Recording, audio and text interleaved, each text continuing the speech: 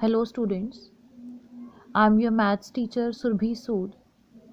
Students, today we are going to start a new topic, revisiting irrational numbers.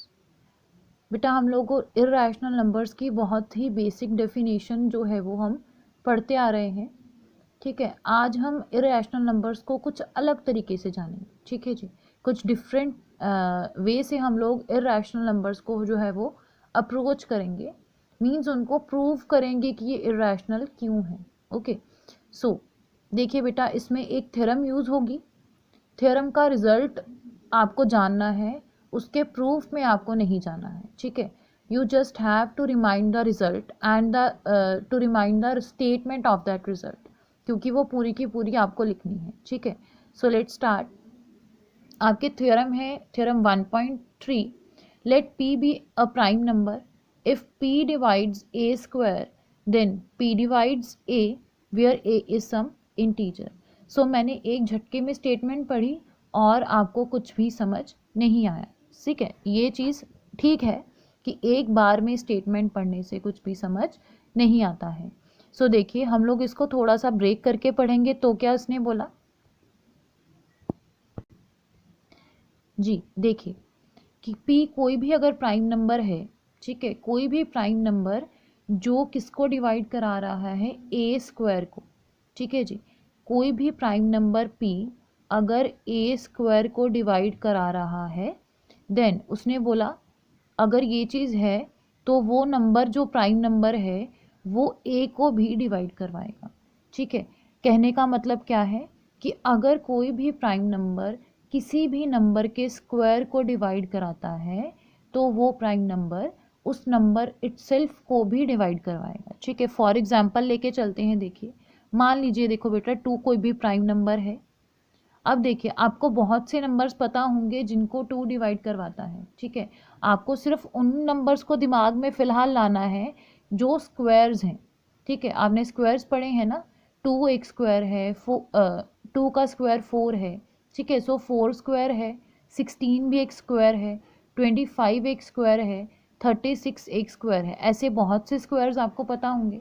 आपको squares ही लेने हैं जिनको 2 divide करवा सकता है. देखिए, फॉर एग्जांपल मैंने ले लिया 36. 36 आपको पता है स्क्वायर है 6 का. सो 2 जो है वो 36 को डिवाइड करवाता है. Then according to this statement, अगर ये चीज़ ट्रू है तो 2 जो है वो 6 को भी डिवाइड कराएगा. क्यों? 6 का स्क्वायर जो है वो 36 होता है. अगर 2 6 के स्क्वायर को डिवाइड कराएगा तो 2 जो है वो 6 को भी डिवाइड डेफिनेटली करवाएगा ही. ओके, आई होप आपको यहाँ तक समझ होगा. अदरवाइज हम एक और एग्जांपल से इसको समझते हैं. देखिए, मान लीजिए 3 जो है कोई भी प्राइम नंबर है. आपको पता है वो 81 को डिवाइड करवाता है ना. 81 को कराता है. और 81 किसका स्क्वायर है? 9 का स्क्वायर है. ठीक है, ये सबको पता है. उसने बोला अगर ये चीज़ ट्रू है तो जो 3 है, जो हमारा प्राइम नंबर है, वो अगर इसके स्क्वायर को डिवाइड कराता है तो इस नंबर को भी डिवाइड करवाएगा. सो 3 डिवाइड्स 9, ये आपको पता है, ये ट्रू है. सो स्टूडेंट्स, अब हम एक्सरसाइज 1.3 के कुछ सम्स हैं उनको सॉल्व करते हैं. सो देखिए बेटा, इसमें सबसे पहले हमें अंडर रूट को प्रूव करना है कि अंडर रूट 5 जो है वो एक इर्रेशनल नंबर है. फर्स्ट ऑफ ऑल आपके पास एक क्वेश्चन है, प्रूव दैट अंडर रूट 5. वैसे ही आपकी एक्सरसाइज 1.3 का फर्स्ट ही क्वेश्चन है. ठीक है जी, लेकिन आपको पूरे के पूरे एक्स्ट्रा जो मैं आपको बताऊंगी वो भी आपको करने हैं. देखिए, so prove that under root 5 is an irrational number. सबको पता है जी अंडर रूट 5 जो है वो एक इरेशनल नंबर है. ठीक है, सो अब क्वेश्चन में क्या पूछा गया है कि जी पता है कि अंडर रूट 5 एक इरेशनल नंबर है, लेकिन फिर भी आप प्रूव करके बताइए कि ये इरेशनल नंबर ही है. ठीक है, हमें उसने वे पूछा है कि आप कैसे प्रूव करेंगे. सो बेटा देखिए जी, हमें इरेशनल नंबर की कोई भी एक अच्छी बेसिक डेफिनेशन नहीं पता है अब तक. हम लोग इरेशनल नंबर को रैशनल नंबर के हेल्प से ही पढ़ते हैं, है ना. जो भी हम बोलते हैं जी इरेशनल नंबर की डेफिनेशन दो, हम बोल देते हैं जी कि जो नंबर्स p/q की फॉर्म में नहीं लिखे जा सकते हैं तो वो इरेशनल नंबर हो जाते हैं। ठीक है, बेसिक सी डेफिनेशन यही थी। हम लोग क्योंकि रैशनल की हेल्प से पढ़ते हैं, इसका प्रूफ भी रैशनल की हेल्प से ही निकलेगा। देखो, सबसे पहले हम लोग एक झूठ लेके चलेंगे कि हम झूठ बोल देते हैं कि ये एक रैशनल है, ये इरेशनल नहीं रैशनल नंबर है। देखिए जी, झूठ बोलते हैं। चलिए लिखेंगे, लेट अस अज्यूम दैट, हम अज्यूम कर लेते हैं क्या कि √5 इज अ रैशनल नंबर। ये क्या है, एक रैशनल नंबर है। देयरफॉर अगर ये रैशनल है तो किस फॉर्म में होगा जी, there exist p comma q belongs to integer such that √5 equals to p upon q such that, क्या है इसकी कंडीशंस आप बताएंगे, q नॉट इक्वल्स टू 0 होगा, मतलब denominator should never be equals to 0। Next, p और q इंटीजर्स होंगे, और तीसरी और सबसे important that is HCF of p and q equals to 1। That is, इसको हम बोल सकते हैं p और q क्या है, को प्राइम है। ठीक है जी, को प्राइम का मतलब क्या है, ऐसे नंबर्स, ऐसे दो नंबर्स जिनका जो HCF है वो 1 होगा। ठीक है जी, तो यहाँ तक हमने लिखा कि ये क्या है, आपका रैशनल नंबर है। इसको इस फॉर्म में लिखा जा सकता है। यहाँ आप a अपॉन बी की फॉर्म भी लिख सकते हैं, p बाई क्यू की फॉर्म भी लिख सकते हैं। ये सब वेरिएबल्स हैं जो हम यूज़ कर रहे हैं। ठीक है, सो नेक्स्ट देखिए, इसमें से बेटा देखिए p की वैल्यू हम निकालेंगे। p की वैल्यू निकाली किसके इक्वल, √5q के।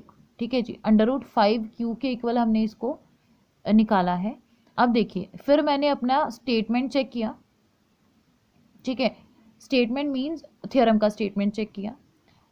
देखिए जी, यहाँ मैंने देखा अगर मुझे थ्योरम अप्लाई करनी है तो p डिवाइड्स a स्क्वायर है, मीन्स मुझे स्क्वायर्स में नंबर्स चाहिए, लेकिन मेरे पास तो स्क्वायर्स में नंबर नहीं है। तो इसलिए मुझे स्क्वायर्स लाने के लिए क्या करना पड़ेगा, अब बोथ साइड स्क्वायरिंग। तो क्या करेंगे, squaring both sides, we have, क्या मिलेगा मुझे जी, p square equals to 5q square मिल गया। अब मुझे थोड़ा थोड़ा बनता दिखाई दे रहा है। देखिए, अब फिर मैं स्टेटमेंट पे गई, क्या p डिवाइड्स a स्क्वायर, उसने बोला p जो है वो a स्क्वायर को डिवाइड करवाता है। तो अब डिवीजन भी चाहिए जी मुझे। तो डिवीजन लाने के लिए हम क्या करेंगे, इस नंबर को, क्योंकि ये प्राइम नंबर है तो इसको इसके नीचे ले आएंगे, क्योंकि ये q स्क्वायर से मल्टीप्लाई हो रहा था तो दूसरी तरफ जाके क्या हो जाएगा, ये p स्क्वायर अपॉन 5। ठीक है जी, ये मुझे एक और चीज़ मिल गई। अब यहाँ से मुझे पता चल रहा है 5 डिवाइड्स p स्क्वायर, यहाँ आपको मिल रहा है कि 5 जो है वो p स्क्वायर को डिवाइड करवाता है। तो अगर 5 p स्क्वायर को डिवाइड कराएगा, देन बाय थ्योरम क्या हमें पास रिजल्ट मिलेगा, 5 ऑल्सो डिवाइड्स p, 5 जो है वो p को भी डिवाइड करवाएगा। ठीक है ना, ये थ्योरम से रिजल्ट आ गया। इसको जो है आप नंबर 1 लिख सकते हैं और इसको आप नंबर लिख सकते हैं 2। अगेन देखिए बेटा, यहाँ पे जाके आपके पास फिर क्वेश्चन फंस जाता है कि ना तो मुझे कॉन्ट्राडिक्शन दिखाई दे रही है कहीं पे, ना ही मुझे इसके आगे जाने का रास्ता। तो देखिए, डिवीजन है, तो डिवीजन से हमें क्या याद आता है, Euclid's lemma. Euclid lemma means division, just division. उसने बोला जो p है वो 5 को डिवाइड करवाता है।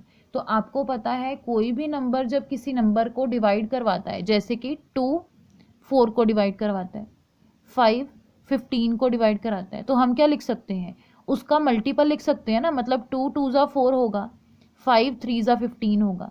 तो इसका मतलब क्या आएगा, p के टेबल में भी 5 कहीं ना कहीं आता होगा ना। ठीक है जी, कहने का मतलब क्या है आपका, अगर 5 डिवाइड करवाता है p को, ठीक है, तो 5 के टेबल में जो है वो p कहीं ना कहीं आएगा। ठीक है, तो इसका मतलब क्या है, हम लोग इसका जब निकालेंगे तो क्या बनेगा जी, p equals to 5r। r भी क्या है, कोई इंटीजर है। ठीक है जी, ये हमने ऐसे ही किया है, दिख लीजिए एक बार। 2 बाहर अगर रखते हैं तो 4 यहाँ, 2 2 ज़ा 4 बनता है, तो यहाँ 0 मीन्स ये कोई कोशेंट एग्जिस्ट करता है, तो वो कोशेंट हमने इसको 7 दे दिया गया है और कुछ भी नहीं है। ठीक है जी, उसके बाद देखिए, अब फिर मैंने देखा मुझे अगर थ्योरम बनानी है तो मुझे फिर स्क्वायर्स चाहिए, तो मैं क्या करूँगी, फिर से इसकी squaring both sides, again squaring both sides. क्या होगा यहाँ पे फिर आपका p square equals to 25r square. ठीक है जी, अब मैंने क्या देखा, यहाँ नंबर लगा के 3 कि यहाँ भी जी पी स्क्वायर की वैल्यू ही थी और यहाँ भी पी स्क्वायर की वैल्यू ही है। तो हम सोचते हैं भी भाई यहाँ पे दोनों वैल्यूज़ जो हैं वो सेम ही होंगी ना, क्योंकि पी स्क्वायर तो एक ही चीज़ है। तो अगर लेफ्ट हैंड साइड इक्वल है तो राइट हैंड साइड भी इक्वल ही होनी चाहिए थी। तो इसका मतलब क्या है आपका फिर 5q² किसके इक्वल हो गया जी, 25r² के। ठीक है जी, इससे आपके पास क्या बनता है, q² इक्वल्स टू 5r², है ना, ये बन गया। अब देखिए यहाँ पे एक बार फिर थ्योरम अप्लाई हो सकती है, कैसे, r² की वैल्यू अगर आप लेते हो ऐसे तो हम लिख सकते हैं 5 डिवाइड्स q², हो सकता है ना ये वाला कि 5 डिवाइड्स q²। तो बाय थ्योरम अगेन, अगर कोई प्राइम नंबर, ये प्राइम नंबर है, कोई प्राइम नंबर किसी भी नंबर के स्क्वायर को डिवाइड कराएगा तो 5 डिवाइड्स क्या होगा ऑल्सो q, 5q को भी डिवाइड कराएगा। तो हमने बेटा अभी देखा था कि 5p को भी डिवाइड कराता है और आपका जो 5 है वो q को भी डिवाइड कराता है, अभी देखा ना।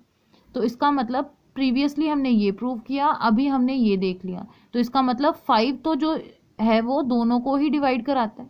तो अगर दोनों को डिवाइड कराएगा तो इसका मतलब क्या है, 5 इनका हाईएस्ट कॉमन फैक्टर होगा जी। मतलब 5 के टेबल में p भी जाएगा q भी जाएगा तो ये कटिंग हो जाती है ना। तो इसका मतलब HCF जो है वो PQ का 5 होगा। लेकिन हमने तो भैया शुरू में बोला कि ये को प्राइम है, विच इज़ कॉन्ट्राडिक्शन। अगर ये कॉन्ट्राडिक्शन है, therefore our assumption is wrong, therefore √5 is irrational number।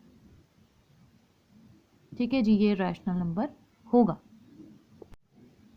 सो बेटा आपके पास एक और है जी सम, इसमें एक ही जैसे सारे सम्स आएंगे। अगर आपको ये चीज़ समझ आ गई है तो आप √2 को और √3 को ज़रूर प्रूव करिए अपनी कॉपी पे। ठीक है जी, मैं आपको नोट्स जो भेजूंगी उसमें ये चीज़ मैंने प्रूव करी हुई है, √2 और 3 भी, तो आपको ये चीज़ प्रूव करनी है।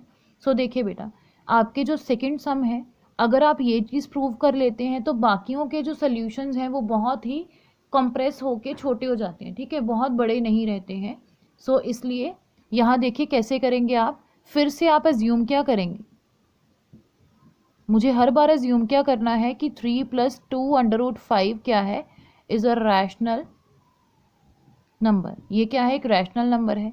देयरफॉर हम बोल सकते हैं कि ये there exist p, q belongs to integer such that क्या रहेगा, 3 + 2 √5 क्या रहेगा जी, p/q की फॉर्म में। हम पढ़ चुके हैं ना ये कि p/q की फॉर्म में ही रैशनल्स लिखे जाएंगे। कंडीशन ज़रूर लिखेंगे हम लोग, p q इंटीजर्स हैं, q नॉट इक्वल्स टू 0 है, और last and most important coprime है दोनों, that is HCF of p and q is always equals to 1। तो अब देखिए बेटा, आपने जो पहले लेंदी स्टेप्स किए हैं वो चीज़ आपके कम हो गए। आपको क्या करना है सिर्फ, क्योंकि आपको √5 का बेटा बिल्कुल पता है ना कि ये क्या है, एक इरेशनल नंबर है, हमने प्रूव किया है।